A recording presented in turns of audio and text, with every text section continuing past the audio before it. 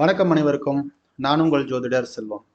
நம்மளுடைய சேனல்ல திருமணம் சார்ந்த விஷயங்கள் போட்டிருந்தோம். அதுக்கு மக்கள்கிட்ட இருந்தும் சரி, வாடிக்கையாளர்கள்கிட்ட இருந்தும் நல்ல ஒரு வரவேற்பு.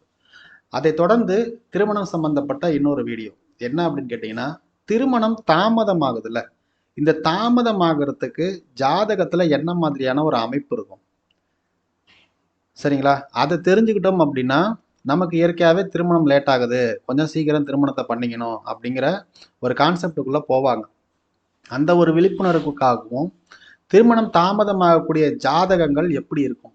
ஒருத்தருக்கு திருமணம் தாமதம் ஆகுது அப்படின்னா அவருக்கு ஜாதகத்துல இந்த அமைப்பு இல்லாம ஜா திருமணம் அப்படிங்கிறது லேட் ஆகாது. இல்லை சார், நீங்க சொல்ற அமைப்பு எனக்கு திருமணம் சீக்கிரமாவே நடந்துருச்சு, நீங்க சொல்றது பொய் அப்படின்னு சொல்லிட்டு ஒருத்தர் கமெண்ட் பண்ணுவார். அவருக்கும் சேர்த்து இந்த வீடியோல பதில் சொல்லிடுறேன். நம்மளுடைய இந்த விதிமுறைகள் அப்படிங்கிறது திருமணம் தாமதமா நடந்திருக்கக்கூடிய ஜாதகங்கள்ல வச்சு பார்க்கும்போது இருக்கக்கூடிய அமைப்புகள். திருமணம் எனக்கு சீக்கிரமாவே ஆயிடுச்சு அப்படின்னு சொன்னா அந்த கொடுப்பினைய நீங்க நல்லா பயன்படுத்திருக்கீங்க, சரியான நேரத்துல அந்த முடிவை எடுத்திருக்கீங்க அப்படின்னு அர்த்தம். சரிங்களா? நம்ம இப்ப சொல்ல போறது திருமணம் தாமதம் ஆகிறதுக்கு கர்மா ரீதியா செவ்வாயினுடைய கர்மா அப்படிங்கிறது ஒரு ஜாதகத்துல தொடர்பாகும் பொழுது அவங்களுக்கு திருமணம் அப்படிங்கிறது தாமதமாகிறது அல்லது திருமணம் பண்ணிக்காம இருக்கிறது, இந்த அமைப்புகள் எல்லாமே செவ்வாயினுடைய கர்மா அந்த ஜாதகத்துல தொடர்பா இருக்கிறதுனால தான். இந்த செவ்வாயினுடைய கர்மானா என்ன சார்? செவ்வாயினுடைய கர்மா அப்படிங்கிறது நம்முடைய ராசி கட்டத்துல கும்ப ராசி இருக்கு பாத்தீங்களா?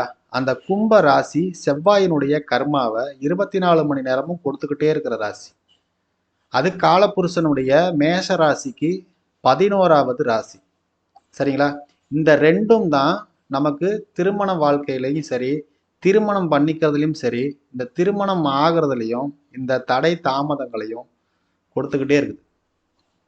இப்போ இந்த கும்ப ராசியே லக்னமா வருது, ராசியா வருது அப்படின்னா அவங்களுக்கும் இந்த செவ்வாயினுடைய கர்மா தாக்கம் அப்படிங்கிறது இருக்கும். உங்க லக்னம் எதுவா வேணாலும் இருக்கலாம். உங்க லக்ன அதிபதி இந்த கும்ப ராசியில வந்து அமர்ந்திருக்கிறாரு அப்படின்னா உங்களுக்கும் செவ்வாயினுடைய கர்மாவின் தாக்கம் இருக்குது அப்படின்னு அர்த்தம். நீங்க கிருத்திகை நட்சத்திரம், பூரம் நட்சத்திரம், மூலம் நட்சத்திரம், ரேவதி நட்சத்திரம், இந்த 4 நட்சத்திரங்கள்ல பிறந்திருக்கீங்க அப்படின்னா உங்களுக்கும் செவ்வாயினுடைய கர்மாவின் தாக்கம் இருக்குது அப்படின்னு அர்த்தம்.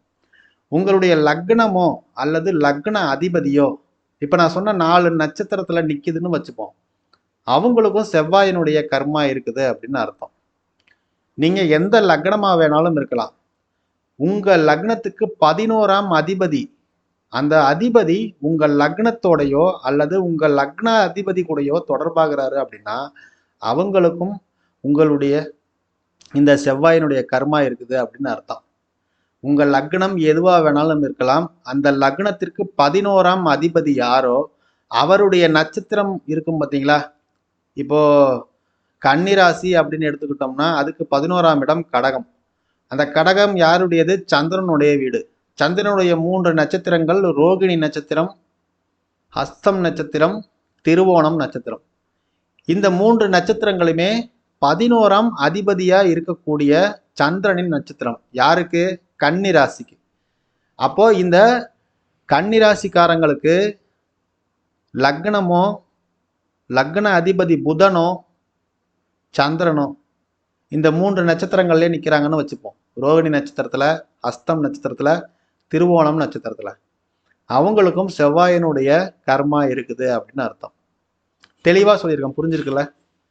அப்போ உங்களுடைய ஜாதகத்துல 1-11 1 சனி அல்லது லக்னத்துல சனி, லக்ன அதிபதி கூட சனி, லக்னத்துல 11ஆம் அதிபதி, லக்ன அதிபதி கூட 11ஆம் அதிபதி, லக்னாதிபதியும் சனியும் சேர்ந்து இருக்கிறது, உங்களுடைய 11ஆம் அதிபதியும் லக்னாதிபதியும் சேர்ந்து இருக்கிறது. அவங்க எங்க வேணாலும் இருக்கட்டும்.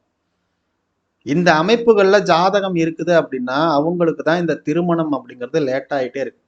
திருமணத்தை சரியான நேரத்துல பண்ணிக்க மாட்டேங்கிறாங்க. ஏதாவது ஒரு காரணத்தை சொல்லி திருமணத்தை தள்ளி போட்டுக்கிட்டே போறது.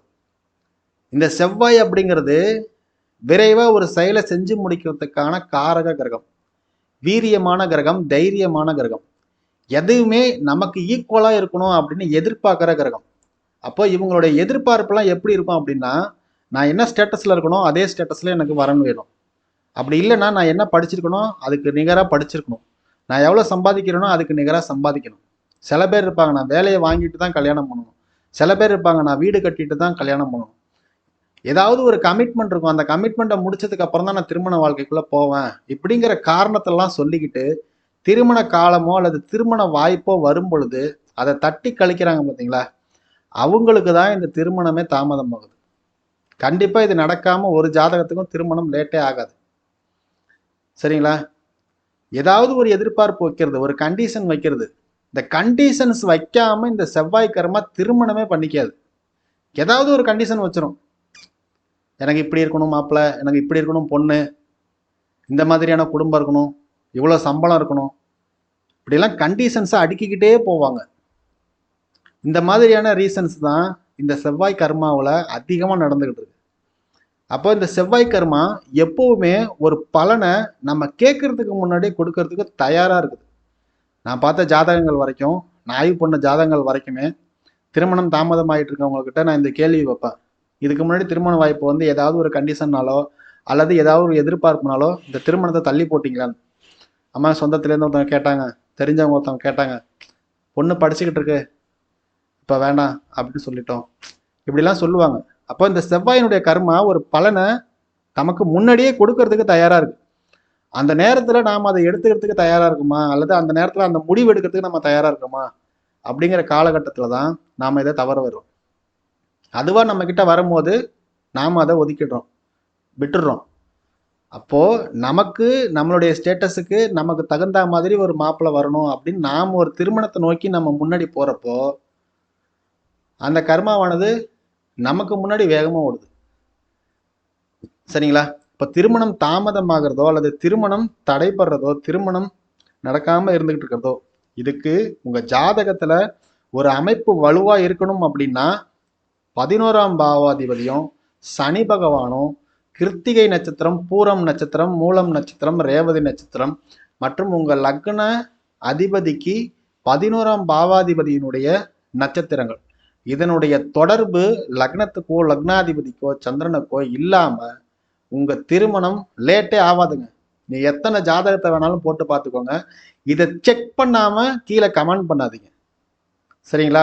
இப்போ நான் சொன்னது வீடியோக்களில் சொன்ன விஷயங்கள் திருமணம் தாமதமாகக்கூடிய ஜாதக அமைப்புகளில் உங்களுக்கு திருமணம் லேட்டாக இருக்கா, சனி பகவானை பாருங்க, உங்க லக்னத்துக்கு 11ஆம் அதிபதியை பாருங்க, தொடர்பு இருக்குதான்னு பாருங்க. ஆமா இருக்குது. நம்ம எதனால திருமணத்தை தள்ளி போட்டோம், ஆமா வரப்ப நம்ம வந்து அதை இப்போதைக்கு வேணாம்னு தள்ளி போட்டோம். இந்த காரணங்கள்லாம் இல்லாம திருமணம் தடைபடாது. சரிங்களா? இந்த அமைப்பை பயன்படுத்திக்கோங்க. இதுக்கப்புறம் இந்த வீடியோவை பார்க்குறவங்க இந்த மாதிரியான வாய்ப்புகள் திருமணத்துக்காக வரும் பொழுது நம்மளுடைய திருமண காலம் நடந்துகிட்டு இருக்கா, தசா பூர்த்தி ஒத்து போகுதா அப்படிங்கிறத பார்த்துக்கிட்டு உடனே அந்த முடிவை விரைவா எடுங்க. நீங்க எல்லாத்தையும் அச்சீவ் பண்ணிட்டு அதுக்கப்புறம் திருமணம் பண்ணணும் அப்படின்னு நினைக்கிறப்போ நமக்கு சரியான வரணும் கிடைக்காது, திருமணம் ஆகிறதுலையும் தாமதம் ஆகிட்டே இருக்கும். சரிங்களா? எந்த ஒரு செயலை செஞ்சு முடிக்கிறதுக்கும் நமக்கு தசா புத்தி அந்தரம் அப்படிங்கிறது கை கொடுத்துக்கிட்டே இருக்கும். நமக்கு சரியான காலகட்டம் வரும்போது நமக்கு இண்டிகேட் பண்ணிக்கிட்டே இருக்கும், நாம் அதை தவற விட்டுரும். கரெக்டாக அட்டமாதிபதி புத்தி நடந்துகிட்டு இருக்கோம். சரிங்களா? அந்த டைமில் தான் பார்த்தீங்கன்னா வேக வேகமாக பொண்ணு தேடிக்கிட்டு இருப்பாங்க. நான் வரக்கூடிய அத்தனை ஜாதகத்தையும் பார்த்துட்டா எல்லாருக்குமே பார்த்தீங்கன்னா அந்த 8ஆம் அதிபதியினுடைய தசையோ புத்தியோ அந்தரமோ ஏதாவது ஒரு வழியில தொடர்பாகும். தசாநாதன் 8 கூடையும் சாரம் வாங்கியிருக்கான், புத்திநாதன் 8ஆம் அதிபதியோட இருக்கிறார். இந்த மாதிரி 8ஆம் இடத்தோட தொடர்பு வரும் பொழுதுதான் இந்த வாய்ப்பு வந்து நிறைய வந்துகிட்டே இருக்கு. திருமணம் பண்ணணும் அப்படிங்கிற ஆர்வம் வந்து அதிகமாயிட்டு இருக்கு. சரிங்களா? அப்போ இந்த காலகட்டம் வரப்போ சரியான தசா புத்தி உங்களுக்கு நடந்துகிட்டு இருக்கு, வரணும் உங்களை தேடி வருது அப்படிங்கிறப்போ அதை சீக்கிரம் முடிவெடுத்து திருமணம் பண்ணிக்கோங்க. சரிங்களா? பண்ணிக்கோங்க. திருமணம் பண்ணிட்டு அதுக்கப்புறம் மனைவி கணவன் அவங்க கூட போர் நடத்தணும், வாழ்க்கையை வந்து வாழணும். இப்போ வாழ்ந்துகிட்டு இருக்க வாழ்க்கையெல்லாம் ஒரு சாதாரண ஒரு வாழ்க்கை தான். திருமணத்துக்கு அப்புறம் தான் ஒரு மனிதனோட ரியல் லைஃப் அப்படிங்கிறது ஸ்டார்ட் ஆகும். அதை எல்லாரும் என்ஜாய் பண்ணுங்க.